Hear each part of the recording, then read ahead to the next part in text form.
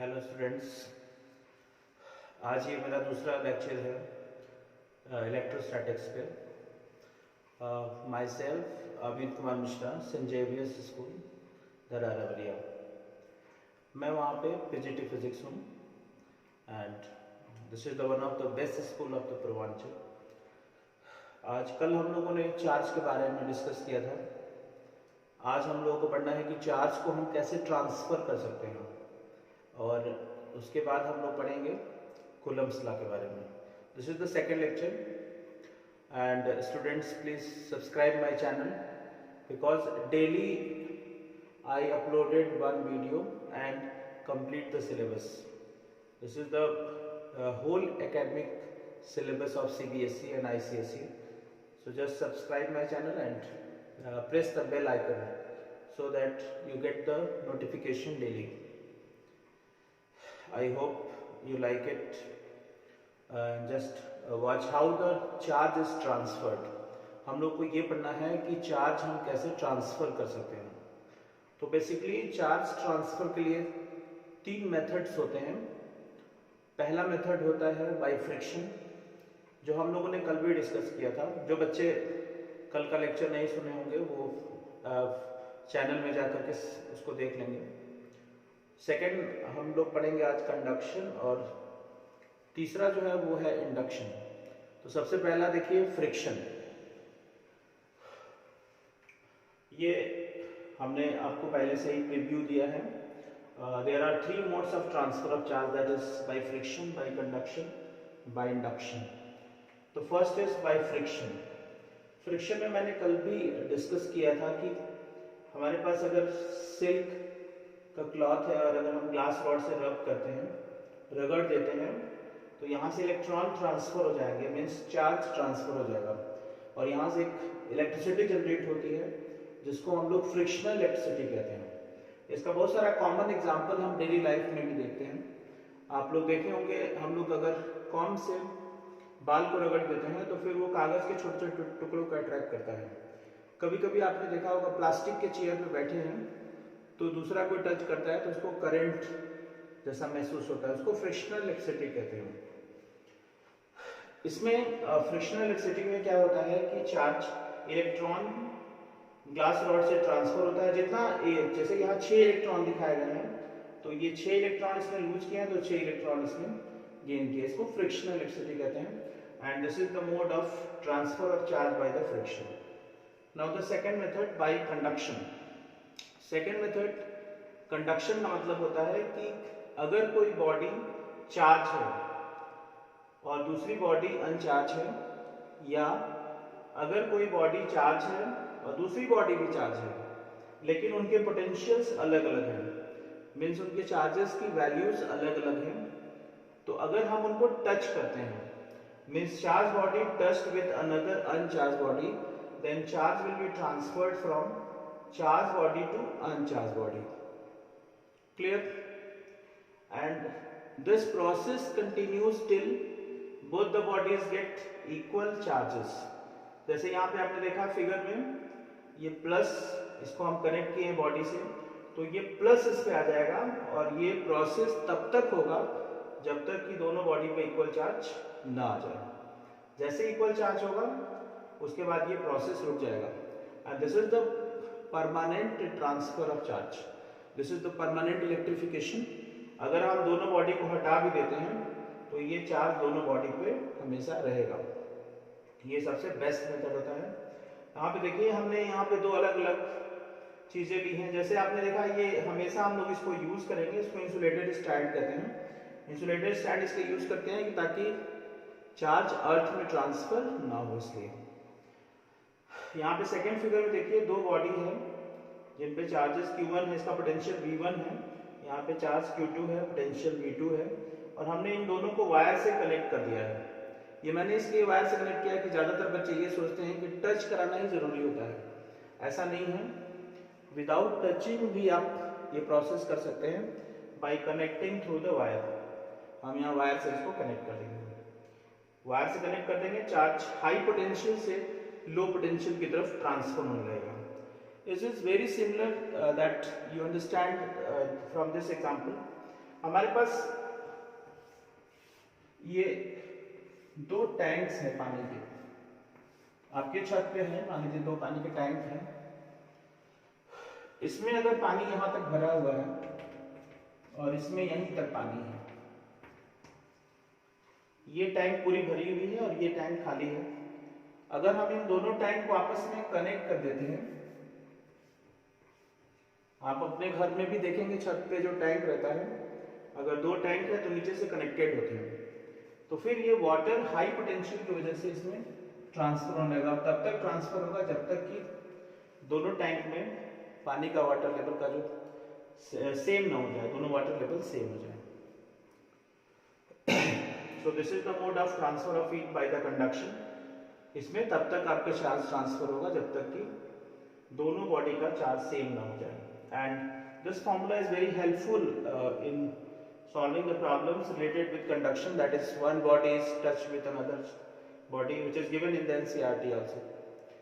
So understand the concept. If we want to save this, just take the screenshot. आप इसका screenshot ले लीजिए ताकि आप इसको लिख सकें और देख सकें।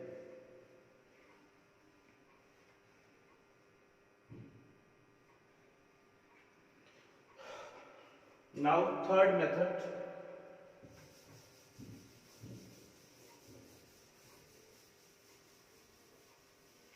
हम लोग तीसरे मेथड पे चलेंगे।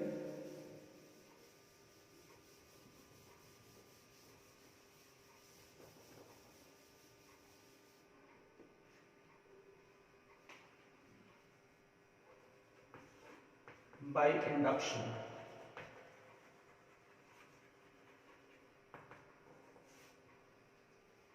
इंडक्शन से हम कैसे चार्ज को ट्रांसफर कर सकते हैं, यहां पे ध्यान दीजिए।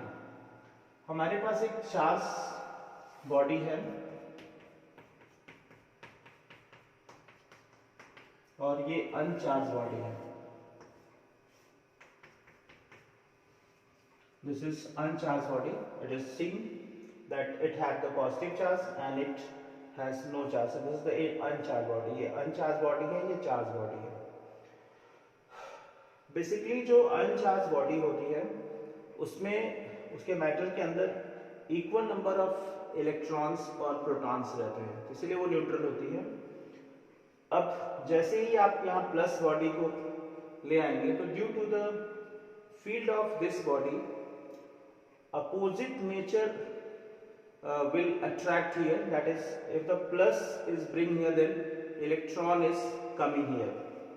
so यहाँ पे जैसे ही आप प्लस एंड को लाएंगे तो यहाँ पे जो भी इलेक्ट्रॉन है वो इस साइड आ जाएंगे, नेगेटिव चार्जेस।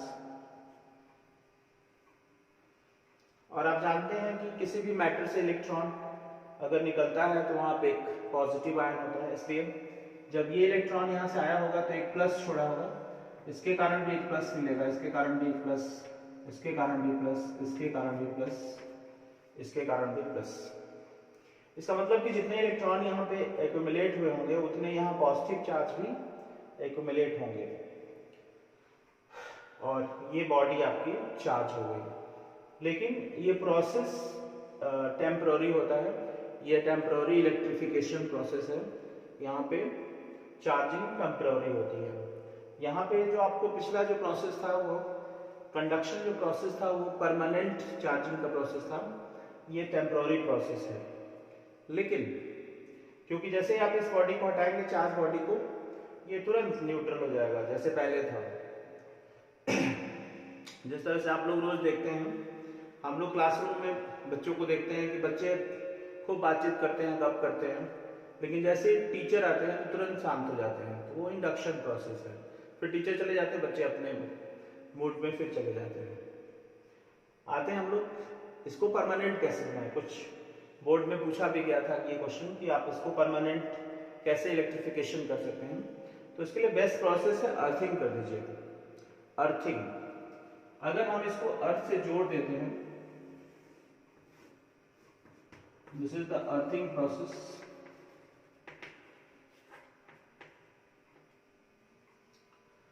अर्थिंग क्या होती है? सबसे पहले तो ये समझिए कि अर्थिंग होती क्या है। अर्थिंग की जो बेसिक डिफिनेशन होती है वो ये होती है, to make a point at zero potential. किसी भी पॉइंट का पोटेंशियल वो जीरो बनाएगा आपका। तो कैसे बनेगा? Earth is the best conductor of negative charges. Earth से आप कितना भी नेगेटिव चार्ज ले सकते हैं, दे सकते हैं। तो जैसे ही आप प्लस एंड को कनेक्ट करेंगे तो यहां से अर्थ से इलेक्ट्रॉन आना स्टार्ट हो जाएंगे और यहां से प्लस चार्जेस, और ये दोनों आपस में मिल करके न्यूट्रलाइज हो जाएंगे और इस तरह से पूरा प्लस यहां से खत्म हो जाएगा। अगर आप अब यहाँ पे केवल बॉडी पर माइनस चार्ज ही बचेगा। आप इस बॉडी को हटा लीजिए, ये बॉडी निगेटिवली चार्ज जाएगी। अगर आपको इस बॉडी को पॉजिटिवली चार्ज करना है तो आप तुरंत इस साइड से इसको कनेक्ट कर दीजिए अर्थ से। यहां से इलेक्ट्रॉन जो होगा वो अर्थ में चला जाएगा और बॉडी आपकी पॉजिटिवली चार्ज हो जाएगी। इस तरह से हम इंडक्शन प्रोसेस से भी चार्ज को परमानेंटली बॉडी पर इंड्यूस कर सकते हैं। ठीक, आप लोग इसका स्क्रीनशॉट ले लीजिए फटाफट ताकि हम लोग कूलम्ब्स लॉ पे चले जाएं।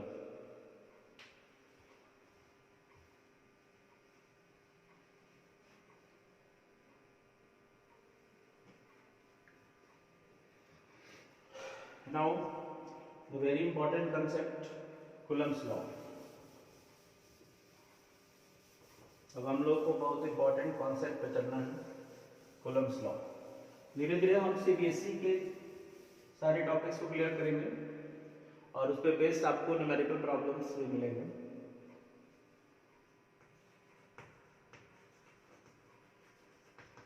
This is Coulomb's law। Electrostatic force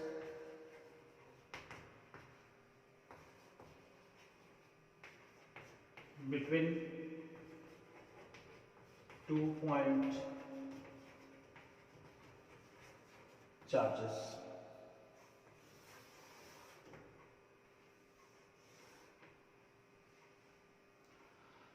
Our topic is Coulomb's law, but here the written as electrostatic force between 2 point charges। Now see, electrostatic, इसके हेडिंग में बहुत सारी चीजें छुपी हुई हैं, उसको समझना है। इलेक्ट्रोस्टैटिक फोर्स, इसका मतलब कि कूलम्ब्स लॉ आप तभी यूज कर पाएंगे जब आपके चार्जेस रेस्ट में होंगे। If the charges are moving then you can't use the Coulomb's law. अगर चार्जेस मोशन में है आप इसका यूज नहीं करेंगे। दूसरी चीज, बिटवीन 2 पॉइंट चार्जेस, आपको यहाँ पे लिखा है पॉइंट चार्जेस। इसका मतलब कि कूलम्ब्स लॉ का हम यूज बड़े चार्जेस के लिए नहीं यूज कर सकते, हम इसको पॉइंट चार्ज के लिए यूज करेंगे। तो इस तरह से हमने कूलम्ब्स लॉ का, तो अभी हमने 2 ड्रॉबैक भी पढ़ लिया कि हम लोग इसको चार्ज अगर रेस्ट में है तो इसका यूज नहीं कर सकते, चार्ज अगर मोशन में है, सॉरी, चार्ज अगर मोशन में है तो हम इसका यूज नहीं कर सकते हैं, और चार्ज पॉइंट होना चाहिए तभी ये यूज होगा। अब ये कूलम्ब्स लॉ क्या होता है, ध्यान से सुनिए। कूलम ने देखा कि अगर हमारे पास 2 पॉइंट चार्जेस हैं, this is Q1 and this is Q2,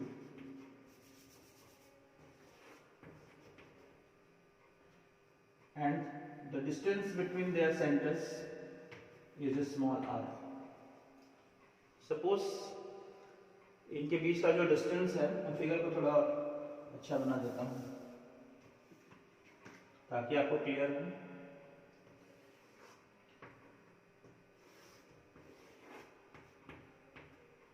ये हमारे पास 2 चार्जेस हैं, Q1 एंड Q2, और ये मैंने जानबूझ के सेंटर्स को दिखाया है। उनके सेंटर के बीच की जो डिस्टेंस है वो स्मॉल r है। Clearly they are the point charges. Now Coulomb का ये स्टेटमेंट था कि अगर हमारे पास नेचर में 2 चार्जेस हैं तो या तो वो अट्रैक्ट करेंगे या रिपेल करेंगे। आप जानते हैं कब अट्रैक्ट करेंगे, अगर सेम चार्जेस होंगे, लाइक चार्जेस होंगे तो रिपल्शन होगा, अनलाइक चार्जेस होंगे अट्रैक्शन होगा।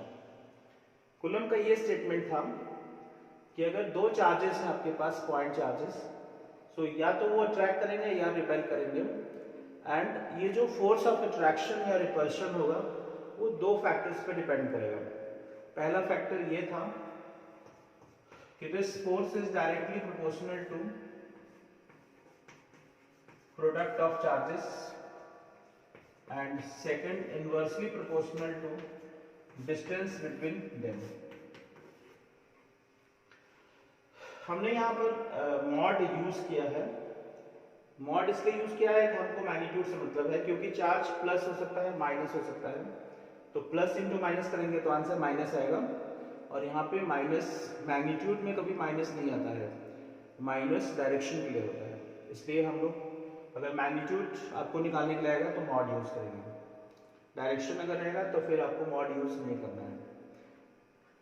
तो according to Coulomb's law, the force of attraction or repulsion between the 2 point charges is directly proportional to the product of charges and inversely proportional to the square of distance between them. Clear? Now combining both the factors, इन दोनों factors को हम combine करेंगे।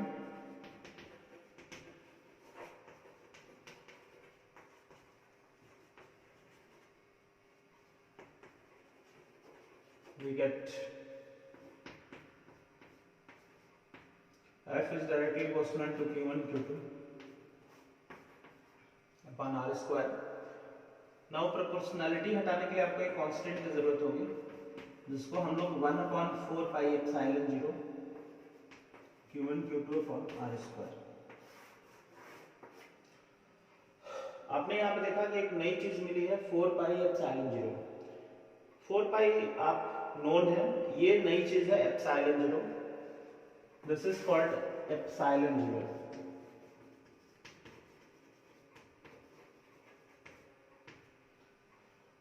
This is a new constant called permittivity of free space।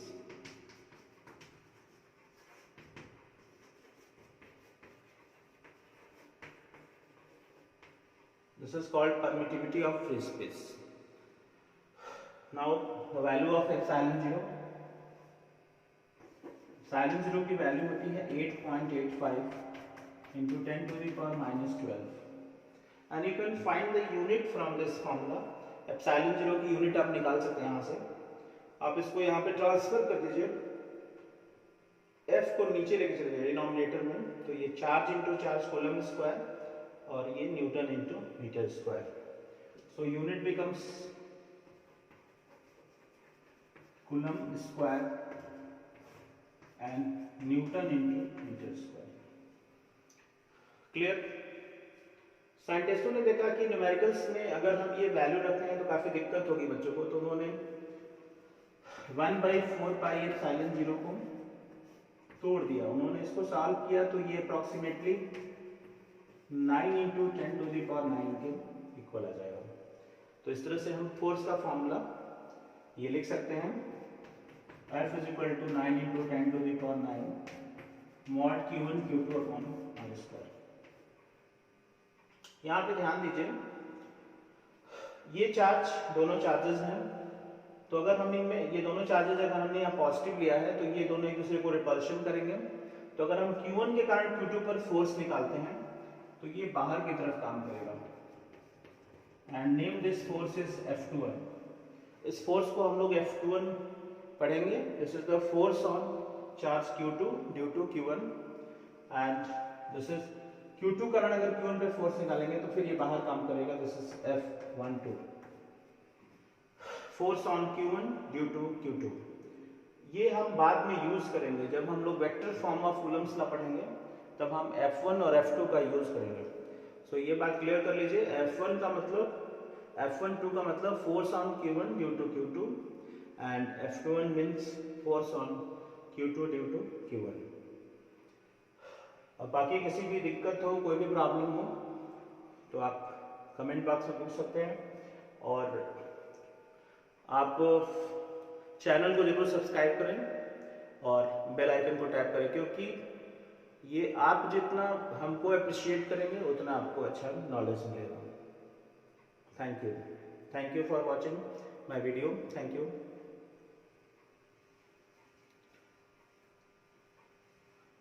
आप इसका जल्दी से screenshot ले लीजिए।